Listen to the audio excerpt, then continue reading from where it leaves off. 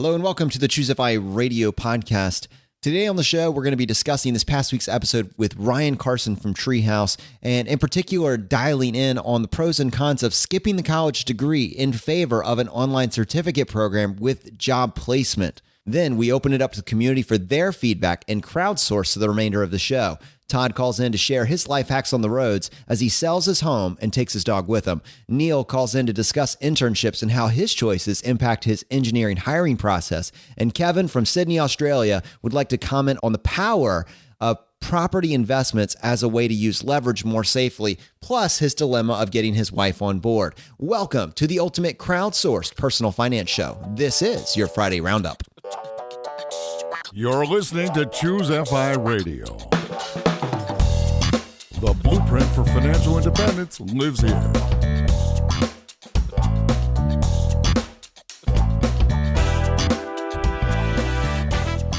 If you're looking to unlock the secrets to financial independence and early retirement, you're in the right place.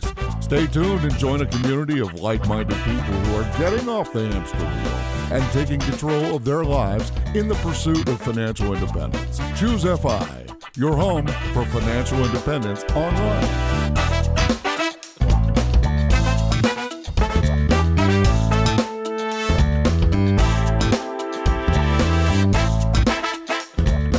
Well, Brad, as I alluded to, a lot of good stuff to get into today, but I think before we do that, you just got back from Omaha from the Berkshire Hathaway meetup. Frankly, I'm itching to get all the details. Like, this is something that I was really excited about for you. There's a little bit of fear of missing out in me and like this now desire to do it next year to make up for it. But how was it? Jonathan, it was amazing. It really was. I'm kind of still on a high from the weekend. It was just a wonderful time, both being there at this Woodstock of capitalism, as they kind of jokingly refer to it as. I mean, there are probably somewhere in the vicinity of 50,000 Berkshire Hathaway shareholders that descend on Omaha, Nebraska that weekend. And it's just, the atmosphere is electric. It was kind of like a rock concert for the Saturday morning lineup. I mean, literally, there were tens of thousands of people lined up at 6 a.m. and before just to get in when doors opened a couple hours later. And then it didn't even start until an hour after that. So it was this wild, wild scene of just people from all walks of life sharing this common love of basically Mr. Buffett and Munger. So, and all that Berkshire Hathaway stands for. So it was really a cool time, just that part of the event. But from the FI community perspective, frankly, it was even better. It was just like the coolest weekend. We had a ChooseFI meetup on Friday. I think we had probably somewhere in the vicinity of 35, 40 people there. It was just a really great time. I mean, people came from a couple hours away. Basically, anyone in the vicinity of Omaha in our ChooseFI local groups came and just descended on this one little bar in Omaha. And it was just a really great time. I mean, we stayed for 3+ hours, just chatted and talked FI and talked a little bit about the podcast and things like that. And it was really pretty neat. That was the first time that I've attended a local meetup outside of the Richmond local group. And I have to tell you, Jonathan, like, this is the first of many. I mean, I think you and I talked about this offline, just sharing my enthusiasm of this. And how do we go to more of these? Because it was so wonderful to connect with people in the audience, with like-minded individuals. Like, it was a really, really special time. And yeah, I wanted to thank Dave, the organizer, and the whole group there. I really did have that fear of missing out as you were gone over the weekend. And I was like, I think I need to be there. Like, can we go next year? Can we still do this? But yeah, I'm on the same page with you with trying to make this a thing where maybe we can go visit a few local groups each year and hop on the road. I don't know, man. ChooseFI road tour, right? I think that would be amazing. I would absolutely love to do that. And yeah, I hear you about the FOMO of Omaha, but this is going to be an annual thing. I think. Oh, is it going to be an annual thing? I think for sure. Like, this is a new event in the FI community because it wasn't just us. There was actually, I hung out that whole weekend with Pete from Mr. Money Mustache, with our good friends Marla and Bianca of Miss Mazuma fame, and Michael from this website Uncommon Dream, and Sun Woo and William, the moderators of our Facebook group. Like, it was just this really cool time, and not to mention our wonderful hosts Ross and Karen. So it was just this really great time, and now it's going to expand from there, because I think every single one of us who were there this weekend are coming back. I know Carl and Mindy from 1500 Days were there as well. We didn't see quite as much of them, but they're coming back every single year. So yeah, I mean, I think we've got a new event in the FI community, Jonathan. All right, dude, I'm putting it on the calendar. Can I give you my updates? I have a few, nothing like that, but they're decent. Let's hear it. All right. So one is, you remember how I was complaining that my grocery bill had just gotten out of hand and that I was going to track it? Yeah, you said, I forget the exact amount you were spending per month, but it was much more significant than you would have imagined for 2 adults and a 1-year-old, right? Yeah, according to Mint, which, to be honest with you, I was not being super specific with the credit card and necessarily only putting food on the credit card and labeling it as a food expense. But according to Mint, which I track almost all of my monthly expenses on, I had tipped the scales, I believe, in February or March at over $900 on quote unquote groceries. And I was just aghast at what had possibly gone wrong there. So with that in mind, I just made a challenge for April to track every single dollar that I spent. We spent $231 on food for my family of 3. Wow. For the entire month? For the entire month.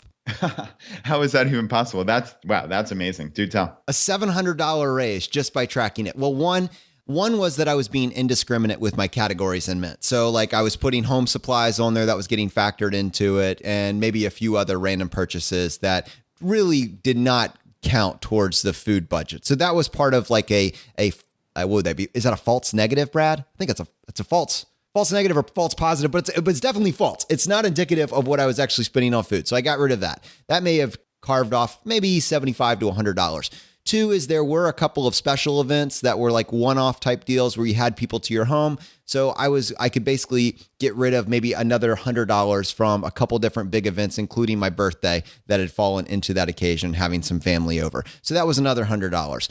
Now from there though, then it actually comes down to basically food and being intentional. And what I found is, because I had bought stuff in Costco, and I suspected this, I had an excessive supply of certain items and not enough of others, which was forcing me to go back to Costco. Now, I truly believe that if you have a plan, you can crush the food game at Costco. But if you don't, they have a plan too, and they will win. So you end up with, basically the minimum purchase price at Costco for an item is $10. You end up with 20 items, and now suddenly you have spent $200 on that one trip of Costco. Something doesn't last. You go back to Costco, but you don't just reshop for the one item you need. You do another full run. And so I had ended up with excessive amounts. Knowing that I had that in my catalog, the key is then not to let it go to waste. And I already knew this. I never buy things. Well, I try not to buy things that I know that are going to go bad before I get a chance to eat them. So the things that we had bulked up on, we still had.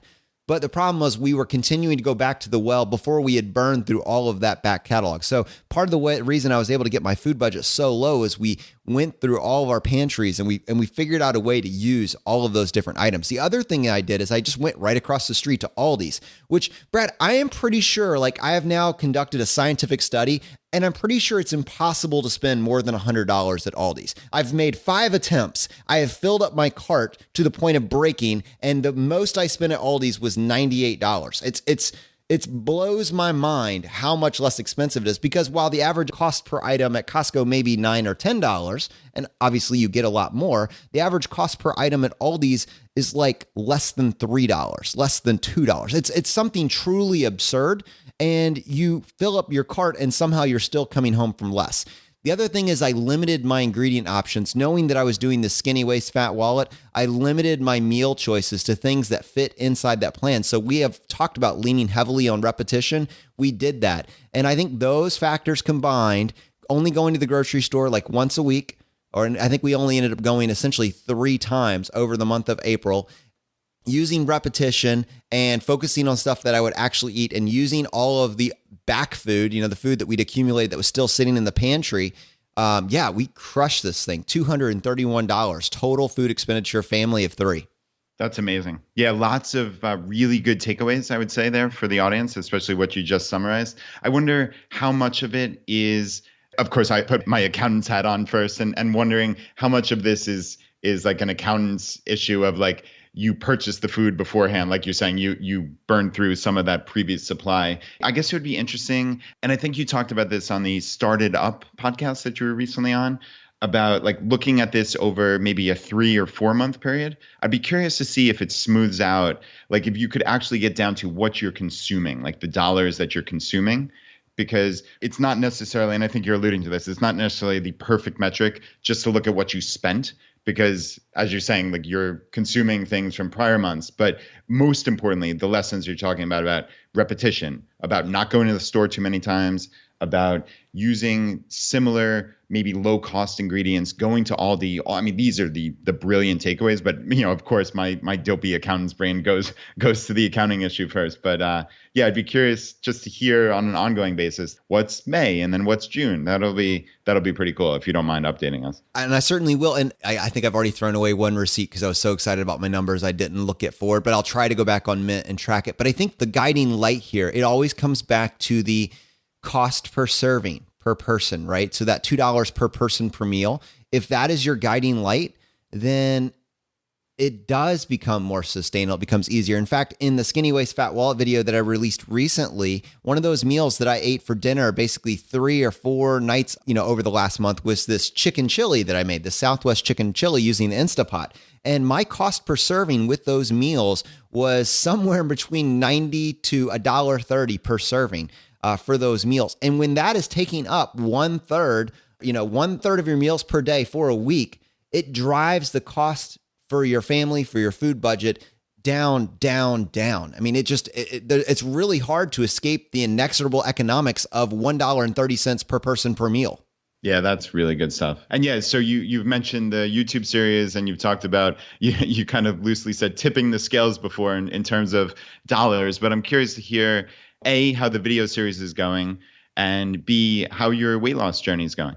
Yeah, with the video series, I am so glad that I waited until we had a little bit of a recording break to go ahead and start focusing on that, because that is just feeding into my need to get everything perfect and to make everything high production quality. And it takes way more time than I ever could have possibly imagined. So many more factors go into creating a YouTube video than really, honestly, even a podcast. But on a results perspective, we're doing great. So I just weighed in at 179.5 or 7. So I'm down about 8 pounds from when I initially started, which is just under the 2 pounds per week. I'm kind of cruising in at 1.5 pounds a week right now, somewhere in that range. I'm definitely still on track for my goal of trying to get close to that 20 pounds. On a body fat perspective, I'm down about 3.5% body fat. I'm very excited about the trend and where it's heading, and that my motivation is still so strong. And I think it's strong because I'm holding myself accountable both on the show, reporting to you basically, and also on the YouTube channel. I'm constantly thinking about it. It is the most important thing that I'm working on right now. So from that perspective, it's really going well. That's neat. And we're definitely going to increase the production of these new YouTube videos. And I know I want to get in some of these. I think we've got some neat plans. And for anybody who wants to subscribe, just head to ChooseFI.tv or just ChooseFI.com/YouTube. Either of them will get you there. And yeah, just hit subscribe. And anytime we put out a new video, you'll be notified of it. So Brad, let's go ahead and take a few minutes and talk about this past week's episode with Ryan Carson from Treehouse. And I guess the place that I wanted to start with this is the world is changing. And we expressed back on that episode with Vicki Robin that the opportunity cost of college, the necessity of college, the economics of going to college is drastically changing. I couldn't really prove that out. I sensed it. I see the dilemma with kids, my age or younger that have come out of school and frankly just don't have the job opportunities waiting for them that they thought were going to be guaranteed. The economics, it's radically shifting. And I think all of us are grappling with what to do about that. How do we solve this problem? Is it that everybody gets to go to college for free? Does that solve the problem? And if that's the answer, I'm okay with that. But I as I've expressed in previous shows, I really don't think it is. I think it actually makes the problem worse. And in light of that, I was desperate to find, or at least look for a solution to this. Find out what people that are optimizing their life have figured out. Find out, is there another way? And then highlight that so other people can be exposed to it. That's what this episode was about for me. Yeah, I enjoyed this one with Ryan Carson. I want to make it clear, though, from the outset here, we are certainly not anti-college. And I personally went to a 4-year college, and I'm very pleased with the degree that I got. I think even though I kind of rag on being an accountant and being a tax accountant specifically, I think it taught me great lessons that I've taken throughout my entire adult life and certainly into starting my own businesses. So, and also the add-on effects of certainly of meeting people and having a network. I mean, there are lots of good, positive aspects of college. So this is not the anti-college show, just to make that clear. But that said, the world is changing. And people in the FI community think a little bit differently than the next guy. And I think we like to be ahead of trends, right? And see these things before it becomes obvious to everyone in society. And I think this is one of those instances where many people, we talk about second generation FI all the time. There are many people in our community who have kids that are getting ready to go to college, that are a couple years away, or in my case, 8 or so years away, which is kind of a blink of an eye in the grand cosmic scheme of things. And we realize, oh, wow, this is coming. And we need to figure out what makes sense, because you're talking huge dollar figures. So I think what I implore all of you is to just think about this deeply. Think about what value there is, and not just go on that default setting, that unconscious, oh, of course everyone goes there. It's just think a little bit differently, whether it's a trade job that as we commonly understand them, whether it's a trade job in this coding, as Ryan called it, whether it's thinking about community college, like we mentioned that, Jonathan, you took great advantage of for a couple of years and saved a significant amount of expense on a 4-year degree that you still got. If it might mean going after college scholarships that you otherwise might not have and trying to earn money that way for college. So there are lots of different options, but I implore you to really look into them and to think deeply about what makes sense for you and your family, and to also then think about this concept of opportunity cost. And Jonathan, I know you love to talk about this, so I won't steal your thunder, but this is 4 years of your life or your child's life or whomever's life, I guess. And that's 4 years where you're spending a significant amount of money to go to this university, and you're not earning an income, right? So there's that big delta there that represents the opportunity cost. So there's lots of factors to consider, but I just ask you to consider them, basically. And the thing that you said that really stood out to me is this idea of lots of different options. And that is my biggest gripe, is that it seems like as a society, we are pushing the fact that there are not a lot of different options. There is one option. Everybody needs to go to college. And I'm fine with that. If you make that choice, I'm fine with that. I hope you crush the game. But I think that, again, I'm seeing so many people that aren't, and they're being told that this is what you have to do. You have to do this.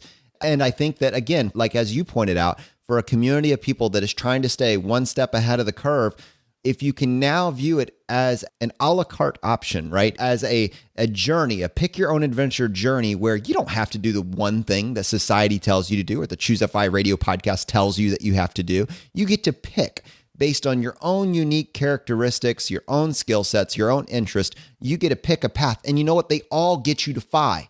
You just need to pick the one that works for the life that you want to live. That's all we're trying to do, is just present you with these different options. And the numbers that Ryan mentioned, as you pointed out on the show, if anything, they seem conservative. I mean, just the simple math of being able to start at a much earlier age without incurring the debt, without then incurring the years that you have to pay back the debt, and then having a job that beats the whole median income game at such a young age, you'd be very hard pressed to outperform that. And if along the way, as you're looking into this, you realize this is something that I actually would love to do. I'm the guy that spends all my time on YouTube trying to add an additional talent to my stack. I spend the extra time researching a new skill set that will allow me to solve a specific problem.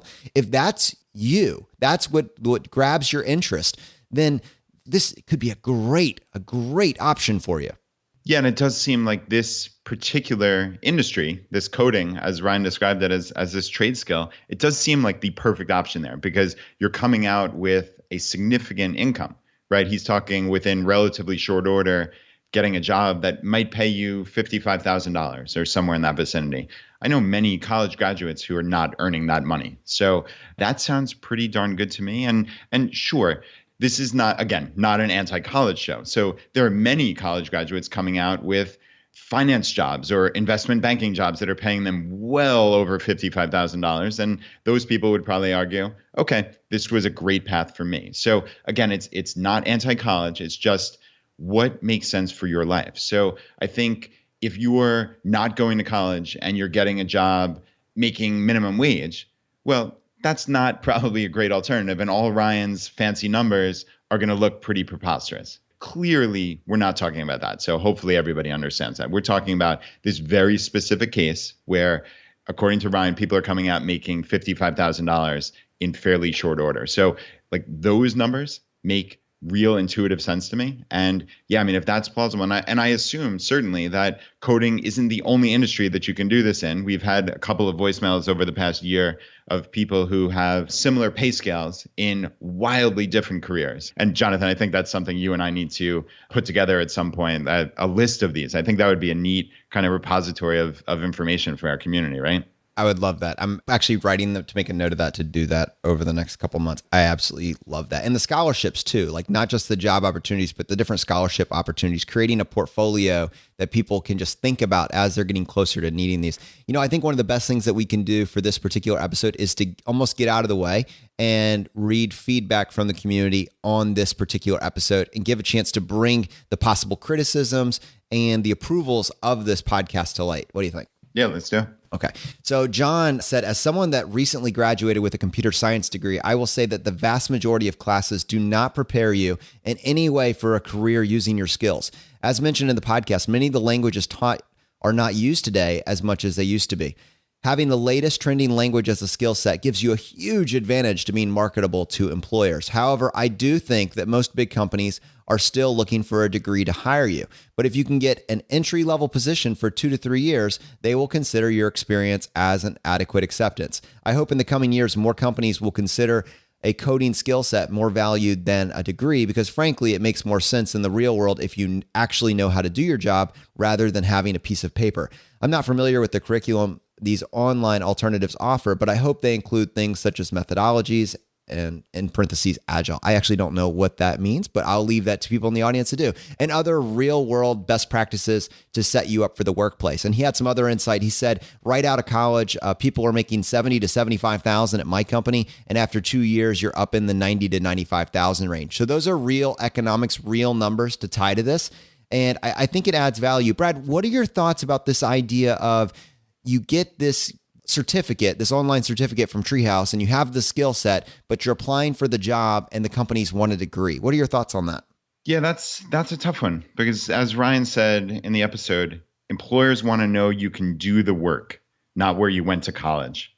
And he said Elon Musk agrees. And you know, that's just one anecdote, obviously. But yeah, I mean, if those are the unfortunate realities, then we always have to deal with reality as it is. In this case, one person is not going to change the game. But I suspect, based on what Ryan's saying, there are, especially in this one particular industry, there are many employers who do hire people as long as they can prove they can do the work. So I think that's kind of the background that I would look at, is find these employers and prove to them, hey, sure, I may not have a fancy degree, but here's my GitHub information, and here's what I've proven that I can do in these languages across the board.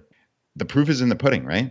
Yeah, and I think it's even more than that. You know, I think one of the things that when you're going through an episode, one of the things we may have glossed over and actually probably didn't do a good enough job highlighting is the fact that Ryan is tackling this from both sides with Treehouse. He is not just a job training facility. They're trying to act as a job placement facility. So they're kind of double ending this. They're going to the person that wants to learn the skills, but they're also going to, I mean, we described this 900,000 jobs in America alone that need to be filled with these coding positions, and employers can't get them. I think we're almost going too quickly to that. Well, how do I get a job? They're actually trying to solve that by going directly to the employer. And we didn't talk about this, but I've heard him talk about it on another podcast. He mentioned it very briefly on the show that they have set something up with the Boys and Girls Clubs of America. What they're basically doing is they're setting up these apprenticeship programs where they're partnering with major companies and training the people. They have job ready skills, and then they're putting them in this almost like apprenticeship type deal, working in a actual job, kind of giving them that internship where then the company has the option to then hire them. You've already done an in-round around this idea of having to get a degree. You've bypassed that. You're going straight to the source. And instead of someone using the degree as a gatekeeper to filter out people that may not be a good fit for your company environment, you are now benefiting from them being right there, them doing the work on time, them showing you how they can interact with the other people that are in that environment, their ability to be a part of a team. Your ability to be a part of the team is probably the most valuable thing you can bring to a company once you get past the gatekeeper that may or may not say your degree. And that's what Treehouse is highlighting. They realize that if they're going to have long-term traction, if they're going to be a viable model into the future, they can't just solve the pipeline funnel. They've got to get employers to buy into it. And that is what he's doing. I know for a fact that they've reached out to Nike. Boys and Girls Club obviously is on the one end, Nike's on the other, and they have many more of these partnerships that they are actually setting up. And while this may be an early adoption model, well, guess what? The people that get in early to a company like this and get this skill set are going to have a very easy time finding that jobs, as long as they can also handle that team building aspect, being a part of a team, interacting with other people. Let's not downplay that. That is critical, but it goes back to some of what we were talking about. Just be a likable person. Do what you can for others. Network in a positive way. You can't just leave that just because now you have this skill set. You still have to interact with other people. But if you can do the job and you can interact with people, and Treehouse has gotten rid of the degree requirement by doing an end run around to the actual employer, I think you're going to be in great shape. Yeah, that's really, really good advice, Jonathan, for sure. And I want to make it clear here, just as an aside, that this is not an advertisement for Treehouse in any way, shape, or form. We talked actually recently on, I think, the most recent Friday Roundup about how to make money online. And I think, Jonathan, our overriding thing was you need to establish trust. And I think we have that with our audience. But I always want to make things clear. If we ever earn money from anything, we tell you guys about it. So that's kind of how we roll here. We would never bring someone on, a CEO of a Treehouse, or a couple of weeks ago, we had Chris Hutchins from Grove, and he's the CEO there. We're earning nothing from this. So we're constantly bombarded. Like, you guys can't even imagine how many pitches we get from CEOs of this company, that company, just to come on the podcast and just basically hawk their product. We turn down 99% of them. It's just these rare instances where we think these companies are solving problems that we've seen and that we've talked about. This is perfect. These two examples of Grove, where we've talked as recently as January with CFPs inside our own community about how to get financial plans and the cost of them lowered, right? So Grove came in and did this. That was the perfect person to talk to, especially because Chris is in the FI community. And now Ryan Carson here has this great way as this college hack, basically, which is what we've talked about for months and months and months. So it was just a neat opportunity to really speak to the sources here. So trust is really important to us. And I just always want to be clear. If we're ever making money from something, we will tell you. And I assure you, we're making nothing from both those companies. But it's even more than that. I think it's important to people know that we don't just bring on companies that we can profit from. I think if the guiding light is solve a problem, you start with that. And sometimes there will be ways to make money. You will be able to align yourself and you will to make profit off it. And by using disclosure, as you pointed out, that is exactly what we will do. But being able to make money on something is not the guiding light for talking about a service. It's, does it serve our community? Does it solve a problem? This absolutely took care of that. Yeah, without a doubt. And of course, making money is not evil. Like you, Jonathan, you fell in love with this M1 finance recently, and we talked about it for a couple minutes on a Friday Roundup, and you had hopped on the phone with their CEO and just got all this information. And like you and your Jonathan style were rip-roaring excited about this. And it was awesome. And of course, if we have an affiliate link, we'd be stupid not to mention it, right? But of course, we mentioned, hey, this is an affiliate link. So that's something I feel very, very comfortable with. So making money is not a problem. It's just being upfront and honest with people. And I believe that the audience trusts in us. And Brad, as we're saying this, I'm thinking to myself, we need to call this episode Disclosure. Ooh, that sounds very interesting. I always defer to you to the episode title. So, well, I'm not sure I love that 100%. It's kind of cool. All right, it's kind of clickbait, but I got a better one for you. Instead of calling it that, let's call it the ChooseFI Scholarship. And let me tell you why. Not only are we not profiting from this episode that we did with Treehouse, we actually want to give back to the community by this episode. And we had talked about this online, and I kind of teased it at the end of last episode. we want to sponsor someone to take this Treehouse course and use it to get an amazing, amazing job. And we want to chronicle your journey. So Brad and I have decided to go ahead and buy a seat at the Treehouse table for someone to get this full experience. And this has been like a long-term goal of ours to somehow figure out a way to start a ChooseFI Scholarship Fund. And what we want to do is find a way to give back essentially to you guys, to our community, and to these ideas that we're putting out there. We don't want to just talk about them. We want to hopefully help build them and watch them grow into reality. So we actually are buying out of our own pockets, our own personal money. We are buying one full seat at the Treehouse table for an individual to take their full course. And hopefully what we'd like to see happen is them kind of report back to us on the experience. We talked to Ryan about this and he said, absolutely. And I'll make sure they have an awesome, awesome experience. So what we're going to do is we are setting up essentially a scholarship application. This is a full-on application. I'm going to get William to help me build like a web form for it. And what we're looking for is an individual that kind of understands what some of the concepts that we talked about in this episode and in the past week's episode, that is interested in pursuing this alternative career path. You know, in my mind, it would be kind of cool to have someone that is already kind of skeptical on going to college and really didn't want to go to college, but is looking for an alternate way to do things.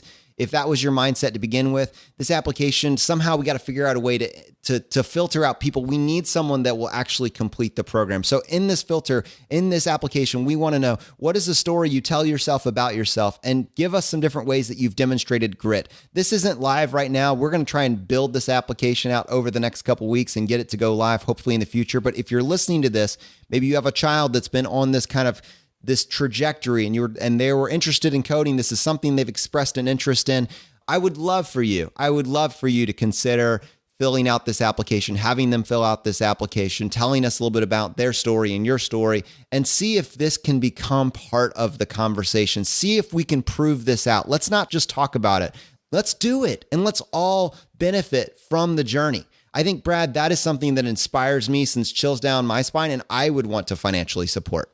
Yeah, I think this is a great idea. And yeah, we talked for a long time about setting up scholarships in some way, shape, or form, or at least aiding in people really following through on many of the things we talk about here on ChooseFI. So I think this is a perfect example. And yeah, just to kind of add to what you said before, we are certainly not prejudging the person who's going to win by any means, or the type of person and their background. So any and all people should apply if this is something you're going to follow through on. So you might be in a career and you might have been in that career for decades, but hey, you want to change. You think this treehouse sounds interesting? Well, please apply. Please don't think this is for certain people and not for others. So we will put that together as soon as possible. And we will certainly mention it on a future Friday Roundup, on our email subscriber list, and in our Facebook group. So stay tuned. So Brad, let's go ahead and take some time and open up the rest of the show to our community, their voicemails, their questions, their ideas. This first one that I wanted to play was from Neil, and he called in to discuss internships and how his choices impacted his engineering hiring process. I think this tip can really, really get you ahead, especially if you are in college, approaching college, or if you have a child that is about to start this part of their journey as well. Let's go ahead and pull this up. Hey, Brad and Jonathan. My name is Neil, and I've listened to your podcast for the last month now, and you guys are doing a great job, so keep it up. I wanted to call to leave some input on internships. I know in your last episode 73, you guys went over internships a bit, and I just wanted to talk about my experiences a little bit. I guess one thing I would say is that just because there isn't a job posting for internships doesn't mean there isn't one available. When I was a freshman, I called around to as many companies as I could just to see if they would be willing to hire an intern, because most engineering firms would not hire a freshman. And one of them happened to call me back and hire me for that summer, which gave me a leg up on everyone else when we were looking for internships sophomore, junior year. So I've been lucky enough to have 3 different internships, all because that first one I called around to find one that wasn't necessarily posted, while all my other internships I was hired because I was the only person with internship experience. So guess that's just a quick quip as far as getting internships. I think they're really important, and employers definitely weigh more on your internships than they do on schoolwork. So Thanks, guys. Keep up the good work. I mean, this is it, isn't it, Brad? It's these little details. If you look where no one else is looking, you're going to uncover opportunity. Yeah, I love that. So it's essentially getting experience to get more experience at another internship, right? Like it's just like this little hack that is just so cool that I never would have thought of. But yeah, that certainly would put you ahead of the game with other comparable people who were applying to, I guess, the second internship, right? But didn't have prior experience. And I'm just thinking to even stack onto that, sometimes you call an employer, like I was an employer and I was hiring people and I would get people calling, asking if there was anything available.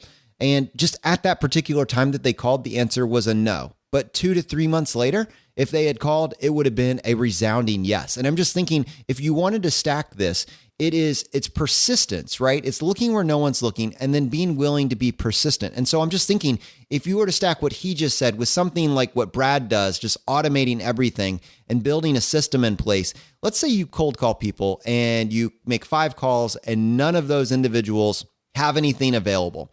Well, some people would just stop there and say, oh, well, that didn't work. Let's say you called one company a week or one company every 2 weeks, and it was part of your to-do-ist, right? You put it on your to-do list and you put like a recurring reminder on there to follow up with those individual companies 2 to 3 months later, depending on what the verdict of that call was. Was it a hard no, or was it, well, I just think right now there's not really anything available? Things change, and they change really quickly. And unless you have someone on the inside, which most of us don't, then you just don't know. And so I think it's making that phone call, but then if the answer is a soft no, being willing to put it onto some sort of reminder list, because the easy way out is just to forget and move on and say it didn't work. But the more likely strategy for success is to put it on like a 2 or 3 month reminder. Go back to that well and see if something has changed. Yeah, and you're showing that employer that you're actually interested, right? You're not just one of 1,000 people who are contacting them, but you're becoming a familiar face and you're obviously interested in that particular company, because otherwise you wouldn't be following up, right? So maybe you establish some relationship with the person that you're connecting with. You send them an email here or there. I mean, there's definitely value in that. So yeah, that's a kind of cool tip, Jonathan. I like that. All right. Now, this next voicemail I got is from Todd, and Todd is a disabled veteran, and he called in to share his story and how he is pursuing financial independence, what it actually looks like for him. I thought this was such a valuable conversation, and it just points to the fact that FI looks incredibly different based on what it is that you want, what it is that you're pursuing, and you don't have to make the same choices as someone else, but you can choose. You can choose a life that works for you. I think this is definitely going to be a value add. My name is Todd. A friend got me hooked on your show last summer. I have several life hacks to share. I live on an island north of Seattle. I sold my house in Georgia October 2016 and moved into a 21-foot trailer. I quit my job and got off the hamster wheel of working 60 hours a week and headed west with my dog and truck pulling my home. My brother was already living on the island in Washington.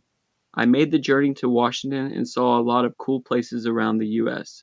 I have been parking my camper on a lady's property on the island. Instead of paying money to park, I work in the yard for about 4 to 5 hours a week for rent. So life hack number 1, eliminate the cost of paying rent or mortgage. I help a lot of people on the island. For just being kind and helping others, a friend gave me a violin. I have not played a violin since 4th grade and am very happy to start playing again. The island has free public transportation. The bus runs every 30 minutes, so I take that when needed. Life hack number 2, I only fill up my truck only once a month and utilize the free public transportation. The island also has a great community food bank, and a lot of people donate food from their garden. It is not based on income, and all residents on the south side of the island are free to use the food bank. The food bank has used a point system and gives you 73 points a month. Points work like this. A bag of vegetables or fruits are 1 point each. Meat is 5 points per pound. I have adopted intermediate fasting and only eat 1 meal a day, dinner. Life hack number 3, eliminate grocery bills. I am also a disabled veteran, so I have healthcare covered through the VA. Life hack number 4, healthcare covered.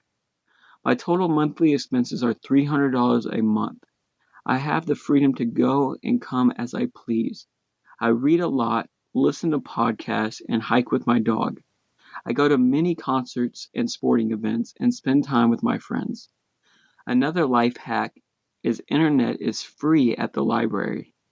You can also rent movies, books, and listen to music for free there also. My cell phone bill is $30 a month. My carrier is Metro PCS, and that includes internet on my phone. Metro PCS is owned by T-Mobile, so I have great coverage. I work about 10 to 20 hours a week based around my schedule and when I want to work. Having financial independence lets me tell people when I'm available to work, not the other way around. I'm 33 years old and love each day because the days are truly my time since I am not on the hamster wheel. Thank you so much, Brad and Jonathan, for all you do for the community. I appreciate the hours y'all spend on the podcast. I also love the guests y'all bring on the show. The fire is spreading, my friends. Wow, Todd, that is amazing. I'm not sure I've ever heard of someone with a $300 per month life. Those are your total expenses, $300 per month. And you've gone about it in such a smart way. And it certainly doesn't sound like a life of deprivation to me. I mean, the way you're describing this, you read, you hike, you listen to podcasts, go to concerts, spend time with friends. It sounds like you're traveling all around this island. And as you said, you're 33 and you love the days since they're on your time. I mean, that is just a really cool outlook on life. Obviously, we could spend hours talking about all your little life hacks, but eliminating the rent or mortgage by actually providing value to the person whose land you're essentially parking on, right? Free public transportation, you spend little on gas, healthcare is covered, internet's free at the library. I mean, it's such a cool way that you've constructed this life. So you just simply don't need that much money. And now, obviously, everyone out there in the audience can't relate to $300 per month, but they can relate to these life hacks. So yeah, very, very well done. And just well done on this life that you've constructed for yourself. But I just think, there's so many people in our audience that are maybe feeling like trapped, like they can't do everything they want to do on a lifestyle of maybe $70,000 a year or $100,000 a year. I mean, you were kind of pointing to the fact that there are people that feel trapped in their lifestyle where they are making $150,000 a year. And I think kind of like what I come back to is that it's a choice. You don't need to make the same choices as Todd. You don't need to make the same choices on the person that's trapped at this $100,000 a year lifestyle and just feels like they're inside this hamster wheel rat race. It is truly a choice. And what Todd has built is a portfolio of life hacks that work for him that allows him to design and live the life he wants to live now. Brad, it reminds me of that parable that of the Mexican fisherman and the investment banker. The investment banker comes down on vacation to this Mexican village. There's this small boat where the fisherman is docked. Inside the boat, the fisherman has this fish that he's just recently caught. The American gives him several compliments on the quality of his fish, and then the Mexican asks him how long it took him to catch those. The Mexican says, only a little while. Then the American asks, well, why didn't you stay out longer and you catch more fish? Why didn't you take the proceeds and invest in a bigger boat and then hire a team and get more people underneath you? The Mexican said, well, he had enough to support his family's immediate needs. And then the American said, well, what do you do with the rest of your time? The fisherman says, I sleep late, I fish a little, I play with my children, I take siestas with my wife. I go into the village each evening where I sip wine, play guitars, with my friends. I have this great, full, and busy life. The American scoff says, I am a Harvard MBA. I could help you build this business and grow this business. The Mexican fisherman says, how long will this all take? And the American says 15 to 20 years. And then the Mexican says, but what then? And the American laughs and says, that's the best part. Once you have reached this level of success, you can announce an IPO, you can sell your company for millions. And the Mexican says, what then? The American says, well, then you retire. You move to a small coastal village where you sleep late, you fish a little, you play with your kids, you take siestas, you stroll to the village in the evenings where you sip your wine with your buddies. That is opportunity cost. And that is what Todd is highlighting. Don't wait for the future. Design the life you want to live now. This is your one opportunity to live it out. That's how powerful this concept is. And that's why FI is a life optimization strategy to help you pick what brings you the most value. That's why we're here week after week to highlight this. And you don't need to make the same choices as me, and you don't need to make the same choices as Brad. But if you understand your options and you understand opportunity cost, you get to pick a life that works for you. Yeah, Jonathan, you're exactly right. And yeah, I've certainly heard that parable before. I never expected to hear it on the podcast, but man, perfect timing and a really cool story and an important thing for us to really think on. And this last voicemail that I'm playing for you this morning came from Kevin, and it's so in line with everything that we were talking about at the first part of this episode that I knew it needed to make it onto today's show. Hey guys, it's Kevin calling from Sydney, Australia. I'm a massive fan of the show. I'm listening to it every day. I think it just makes me feel good because the content washes over me. Sometimes I feel like I need to sit there and meticulously take notes. But even if I'm not doing that and trying to find something immediately that I can action, it still makes me feel good because it makes me puts me in that mental place where I want to aim for self-improvement. And I know that all the tools that you're giving me are attainable, they're accessible, and they're useful. So yeah, just an interesting insight for me on how just listening to the content makes me feel beyond the really useful parts of it, which of course are also there.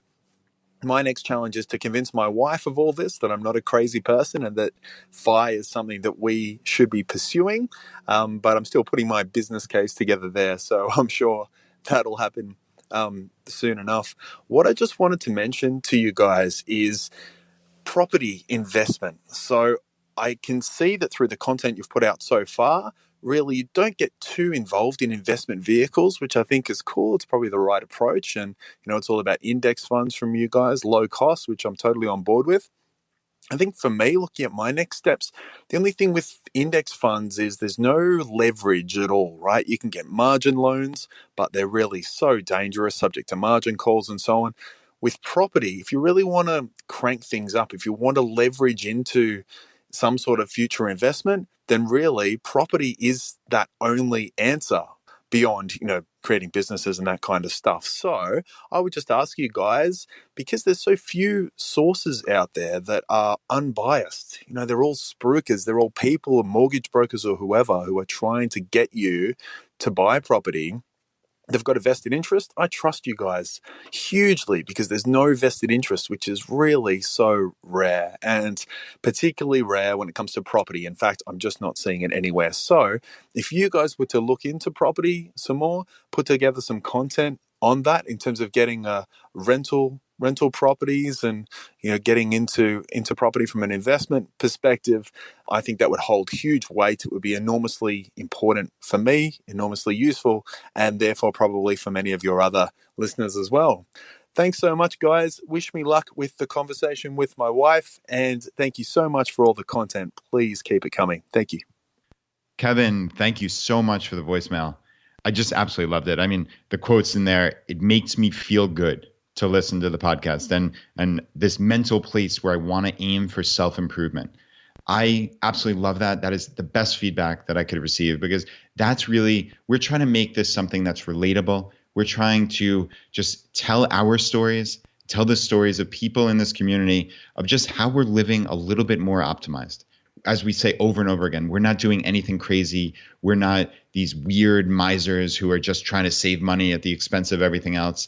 No, it's the opposite of that. I reject that entirely. It's about living this wonderful, optimized life of abundance. And I think, honestly, you've got your answer on how you convince your wife right there, just in your own mindset.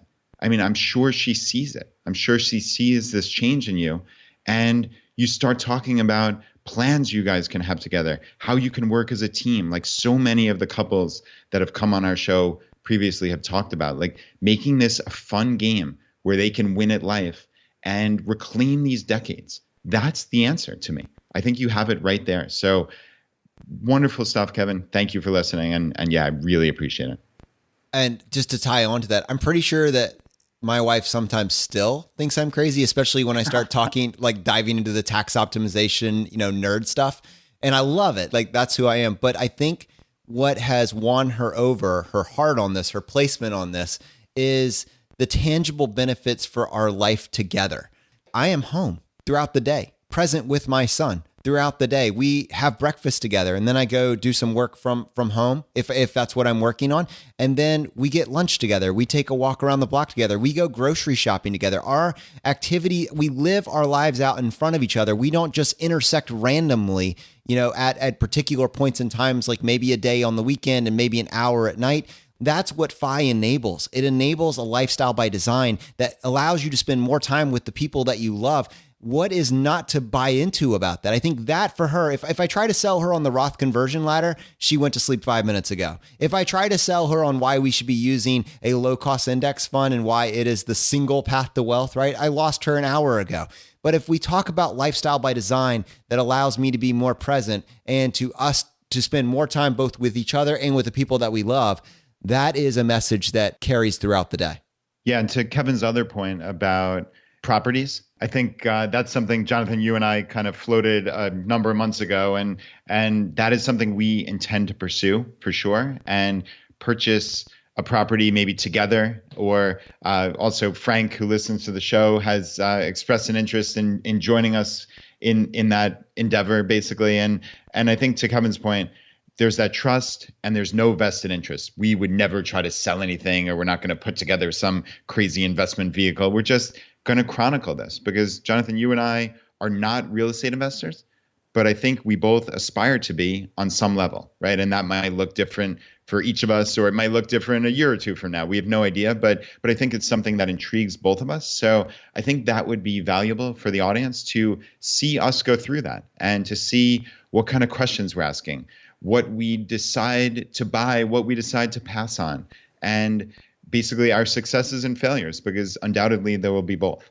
I know Frank's listening to this. Yes, man, we need to get in touch with you. We're gonna set that up and hop on a call to figure out what it'll look like. Yeah, even more than I would say, I would go so far as to say that I know our hearts are in the right place on this because we really don't want to do it, do we, Brad? Like, we, at the end of the day, neither of us have any interest in real estate whatsoever, but it's a missing piece of the puzzle. And it's one that, like he pointed out, is so valuable for people. And yes, you can make a ton of money, but you can also lose your shirt. In fact, Brad, you have lost your shirt, on a real estate deal. And so doing it right, we can't just ignore this. This is one of the major vehicles. If there's three major vehicles, three lanes, there's, investments, so paper assets, there is the real estate class, and there's building a business. We can't just skip it just because our bias would be to business building and paper assets. We can't just skip this. It's an important part of the conversation. And so we're trying to go back to that and be better at it. Figure out what it is that we don't know and learn how to do it, and to show other people what we have done to demonstrate it. And I love that he labeled that trust is the currency. That goes back to the beginning of this episode. Our relationship with you, the listener, with the audience is everything. That's why we try to be so transparent with both how we're monetizing and what we're trying to attempt. It is absolutely the core of this message is trust. All right, guys. Well, unfortunately, that is going to bring this episode to a close. Now, as you know, we like to finish every episode by doing a drawing for a copy of a book that we have found useful. And there are three books that we normally offer. One is J.L. Collins' book, The Simple Path to Wealth. The other is Dominic Cortuccio's book, Design Your Future. And the third book is Vincent Puglisi's book, Freelance to Freedom. If you want to enter that drawing, all you need to do, just go to ChooseFI.com/iTunes, follow the written instructions there, leave us a short written review, and then send us an email to feedback@ChooseFI.com letting us know that you left a review and what screen name you left it under. If you don't use iTunes, but you do use Stitcher, you can go to that same page and there will be a link to Stitcher as well. You can leave a review there and also enter the drawing. We give away one book for every 5 written reviews that we get, and we announce the winner on the Friday Roundup. And Brad, how many winners do we have today? All right, Jonathan, we have one winner today, and the winner is Ginger. And she said, the fire is spreading. ChooseFI is rapidly becoming my favorite personal finance and overall life optimization podcast. My path to FI began in minimalism, detoured to Dave Ramsey, and has now landed on the FIRE mindset. Jonathan and Brad share their own journeys with humility and grace. I initially thought I needed the simplicity and one-size-fits-all approach of Dave Ramsey's dogma. Luckily, Brad and Jonathan's gentle voices and unflappable enthusiasm have shown me that digging a little bit deeper and optimizing personal finance is not only doable, it's actually fun. And most importantly, they recommend the best board games. Pandemic, anyone?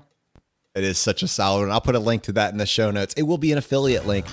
All right, guys, the fire is spreading. We'll see you next time as we continue to go down the road less traveled. You've been listening to ChooseFI Radio Podcast, where we help middle-class America build wealth, one life hack at a time.